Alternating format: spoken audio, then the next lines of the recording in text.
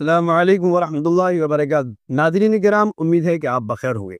ناظرین کرام، ہم نے اپنا گزشتہ ایک پیغام میں آپ کو ابدال سے متعلق کچھ بتایا تھا کہ ابدال کون ہے، کون ابدال بنتا ہے۔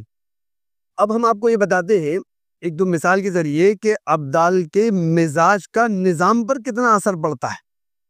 بطور مثال اس کے سمجھیے، ابھی ماضی بعید میں ہمارے ہندوستان کے اندر بڑے بڑے بزرگ اور اکابرین گزرے ہیں، یوں کہہ لیجئے ایک طرح سے خیر القرون کا دور گزرا ہے، اور ان لوگوں نے بہت محنت کی، جفاکشی کی اور کلمہ حق کو سربلند کیا۔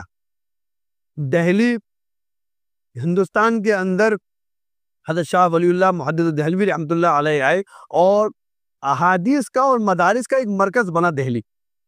بہرحال ایک دور تھا، خیر القرون کا دور ایک لمبے عرصے تک رہا ہے۔ ان کے زمانے شاہ عبد العزیز محدث دہلوی رحمۃ اللہ علیہ کے زمانے کی بات ہے۔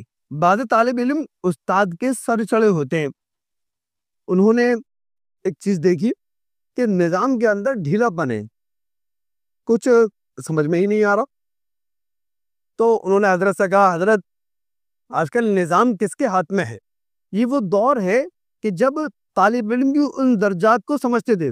ایک دور تھا کہ دارالعلوم کا باورچی بھی ابدال ہوا کرتا تھا، دارالعلوم سے مراد دارالعلوم دیوبند کا باورچی بھی ابدال ہوا کرتا تھے، طلبا بھی اس درجوں کو پہنچا کرتے تھے۔ وہ ایک دور تھا، بہت شاندار دور تھا۔ بہرحال تو طالب علم نے حضرت سے کہا، حضرت آج کل نظام کس کے ہاتھ میں ہے اور یہ سمجھ میں نہیں آ رہا، نظام بہت ڈھیلا لگ رہا ہے۔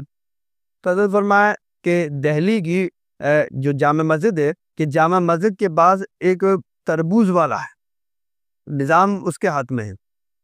طالب علم تو طالب علم ہوتا ہے، وہ وہاں گیا اور جانے کے بعد کہا ایک تربوز دے دو، کاٹ کے دکھاؤ، کہا یہ نہیں چاہیے، دوسرا کاٹو، دکھاؤ کہ یہ نہیں چاہیے، یہاں تک کہ اس کے ٹھیلے پر جتنے تربوز رکھے ہوئے تھے وہ سارے جو ہے اس نے کٹوا دیے، انہوں نے کہا وہ چلا گیا بغیر لیے۔